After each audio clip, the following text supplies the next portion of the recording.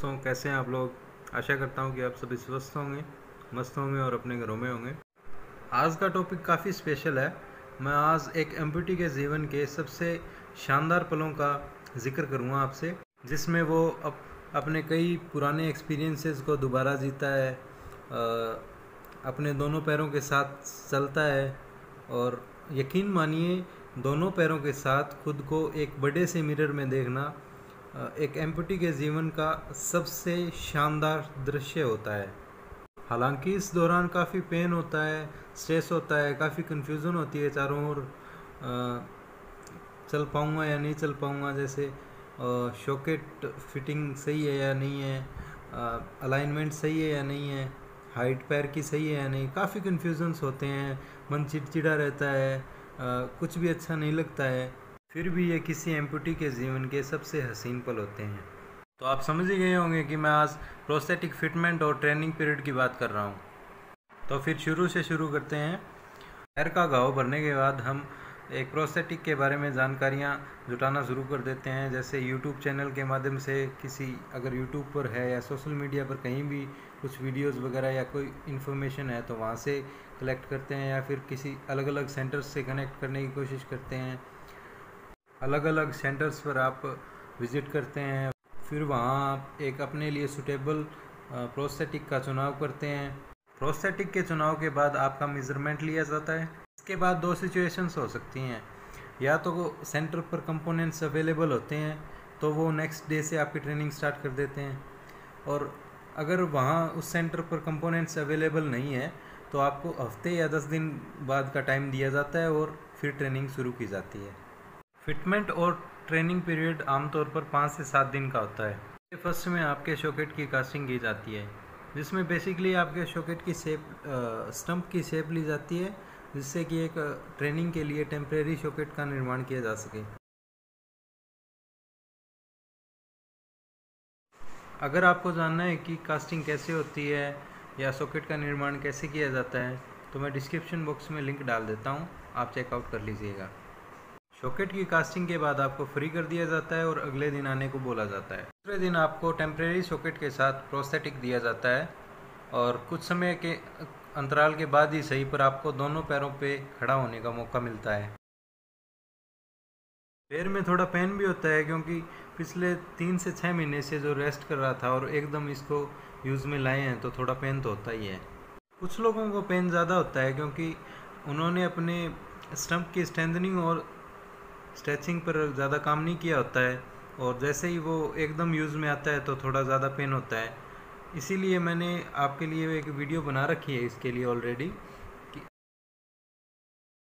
2 से 3 घंटे की जो ट्रेनिंग के बाद या प्रैक्टिस के बाद आपको फ्री कर दिया जाता है, क्योंकि एकदम ज़्यादा लोड नहीं दिया जाता है, एकदम ज़्यादा एक्टिविटी नहीं करवाई जाती है पैर से। तीसरे दिन आपको ये सिखाया जाता है कि कैसे स्टेप लिया जाता है, या चलते टाइम जो एक पैर से दूसरे पैर पर कैसे बॉडी वेट को ट्रांसफ़र किया जाता है, और धीरे धीरे रेलिंग या क्रंचेस की सहायता से आपको धीरे धीरे चलना, छोटे छोटे स्टेप्स के साथ चलना सिखाया जाता है।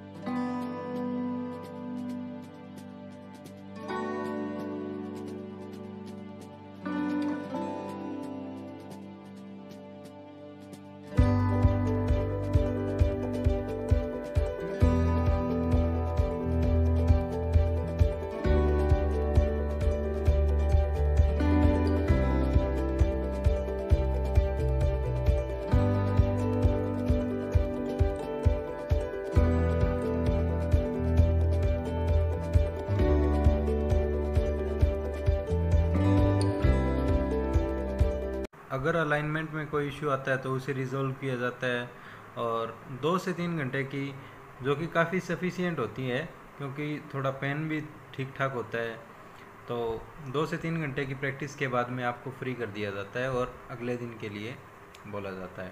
चौथे दिन भी आपको प्रैक्टिस ही करवाई जाती है और आपके स्टेप्स की जो लेंथ है उसको बढ़ाया जाता है, और धीरे धीरे आपका सहारा भी कम किया जाता है। जैसे पहले एक हाथ छोड़ना और फिर धीरे धीरे करके प्रैक्टिस के साथ, जो कि लगभग इसमें 1.5 से 2 घंटे लग जाते हैं।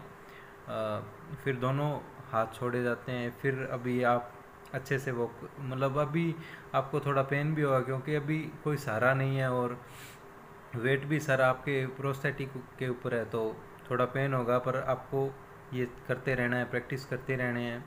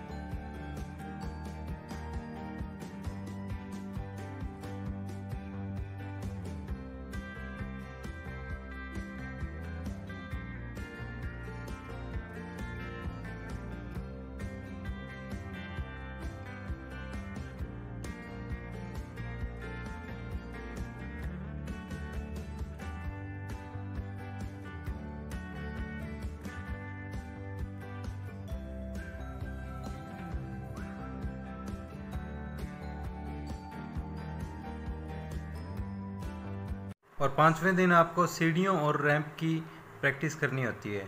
जब आप दोनों हाथ छोड़कर या एक क्रंचेस की सहायता से अच्छे से वॉक कर पाते हैं, तब आपको सीढ़ियों और या रैंप की जो वॉकिंग सिखाई जाती है, सीढ़ियों पर कैसे चढ़ा जाता है, कैसे उतरना होता है, पहले प्रोस्थेटिक रखना होता है या नॉर्मल पैर ऊपर रखना होता है, ये सब आपको बताया जाता है। नॉर्मल पैर पहले रखना है, उसके बाद वो फिर वापस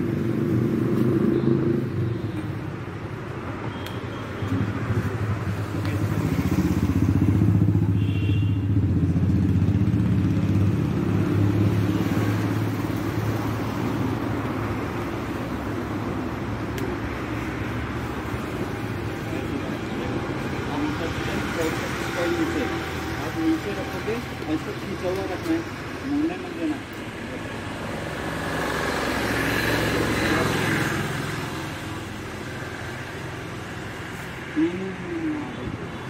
ये उठा के देंगे, ये भी है,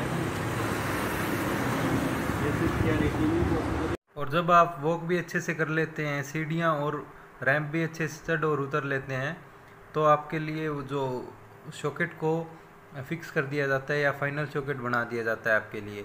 और अगले दिन इसके उसके लिए आपका ट्रायल वगैरह होता है, उसका फिटमेंट देखा जाता है, दोबारा चेक किया जाता है कि जो नया शॉकेट बनाया है, जो फाइनल शॉकेट है, वो सही है या नहीं है। अलाइनमेंट फिक्स किया जाता है और उसका जो प्रोस्थेटिक के ऊपर थोड़ा एस्थेटिक बढ़ा दिया जाता है, जो फोम वगैरह लगा करके ओरिजिनल पैर जैसा लुक देने की कोशिश की जाती है, और अंत में आपको वो प्रोस्थेटिक सौंप दिया जाता है।